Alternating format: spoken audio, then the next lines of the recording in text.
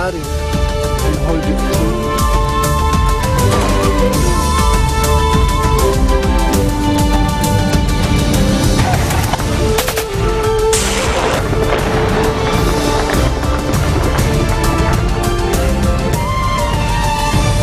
Bonjour à tous et merci de nous rejoindre sur Futur TV pour cette nouvelle édition de la rédaction à la une de l'actualité de ce dimanche 24 mai. Le Liban entre dans sa deuxième année de vacances présidentielles. Dans son homélie dominicale, le patriarche maronite appelle les responsables politiques à remplir leurs devoirs et élire un chef de l'État conformément à la Constitution.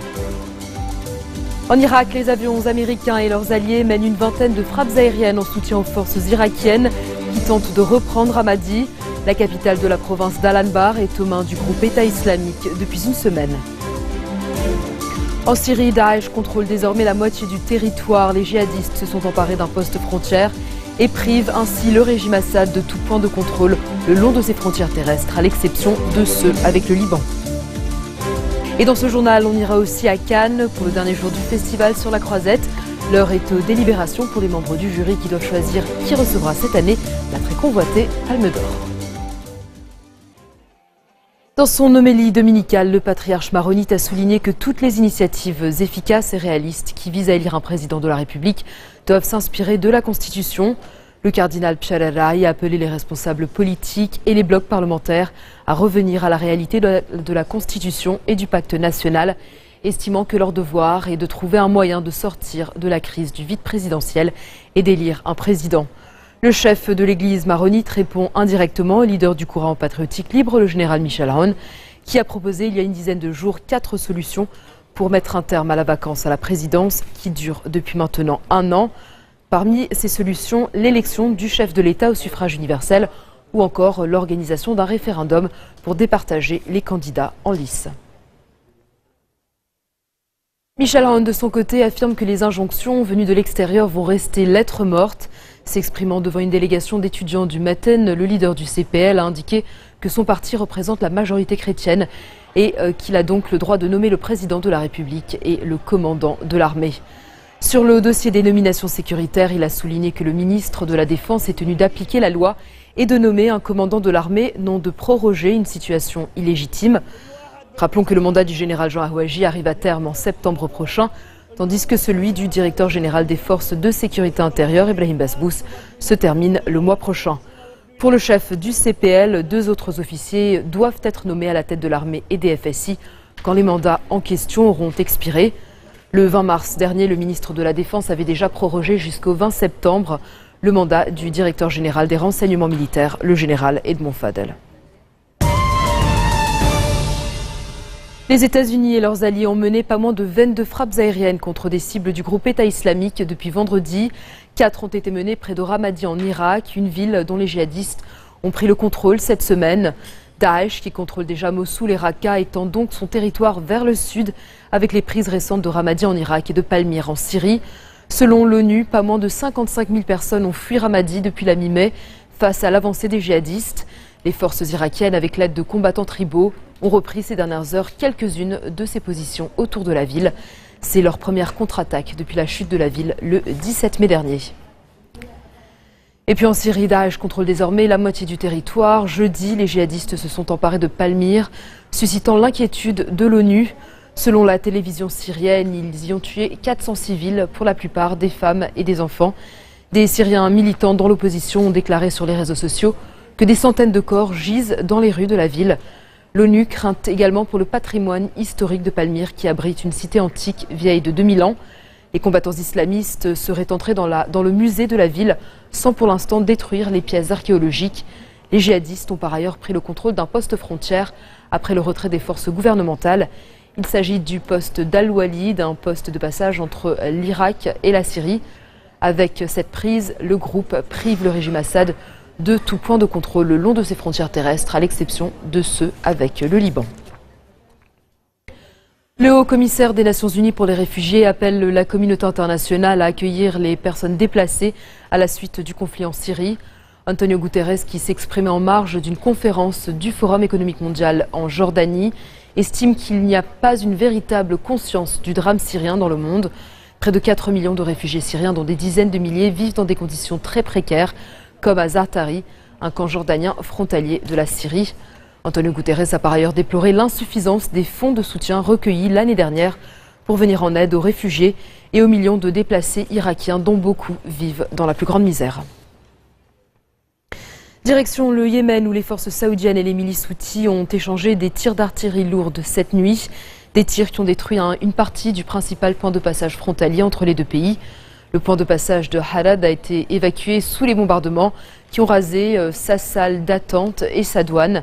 Les habitants de plusieurs villages yéménites dans le secteur ont quitté leur domicile pour s'éloigner de la zone frontalière qui s'est désormais transformée en ligne de front entre l'Arabie saoudite et les rebelles alliés à l'Iran. Dans le centre du Yémen, les milices houthis ont pris le contrôle d'une base militaire sur un sommet montagneux stratégique.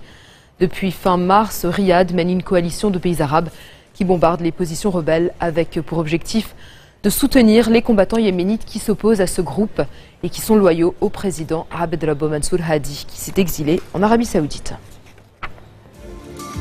Dans un instant, on vous parle gastronomie avec la première édition du festival Taste of Paris qui se tient dans la capitale française cet après-midi.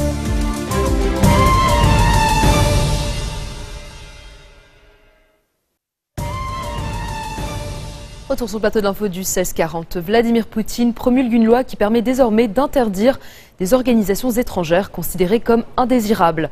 Leurs noms seront publiés prochainement sur le site du ministère de la Justice. Selon les députés de la Douma, il s'agit de renforcer la lutte contre le terrorisme, l'extrémisme ou encore les organisations nationalistes susceptibles de fomenter des révolutions de couleur.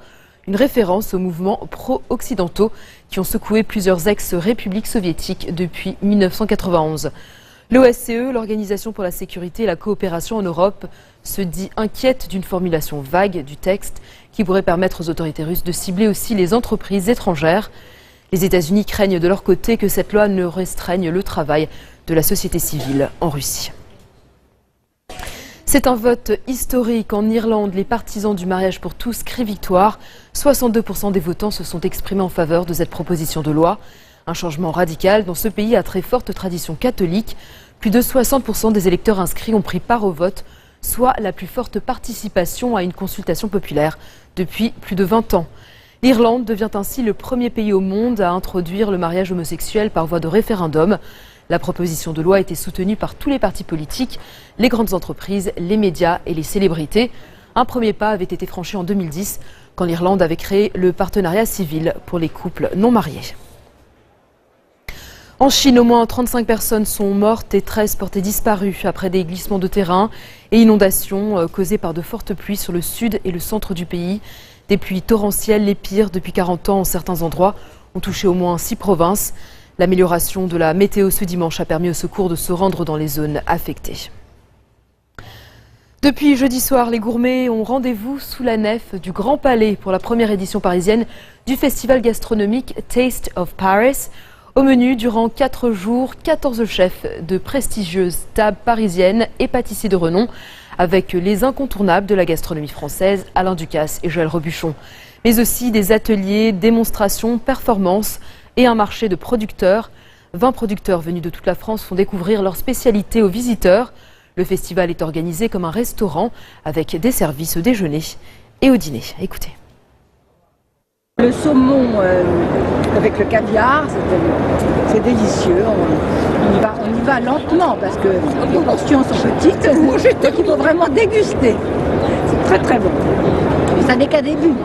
Aujourd'hui, la cuisine est surmédiatisée et on a une recrudescence de fans de la gastronomie, de personnes de particuliers qui se lancent un petit peu dans l'aventure de la gastronomie avec beaucoup d'innovation, beaucoup de privés, de particuliers qui sortent des choses qui sont des fois complètement incroyables. Et c'est vrai qu'ici on croise des choses assez surprenantes. Une page cinéma avant de se quitter avec le point sur le Festival de Cannes. Le prix Un certain regard récompense le réalisateur islandais Grimur Hakonarsson pour son film intitulé Bélier, Rutar en islandais. Le prix lui a été remis par la présidente du jury, Isabella Rossellini.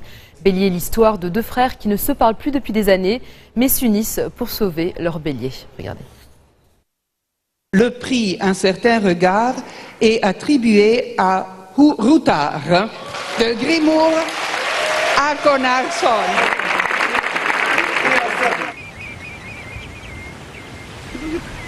Það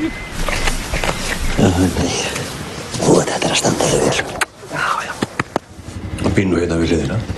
Heldur þú getur nokkuð talað það? Þið eru bræður, eða ekki? Við Kitty tölum ekki saman.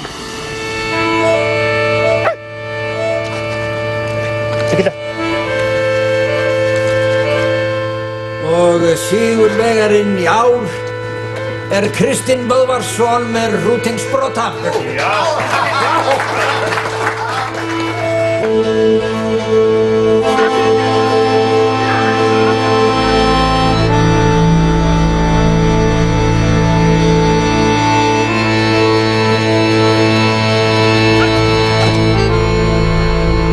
Kitty, hvað að hjálpa mér? Þeir eru að koma.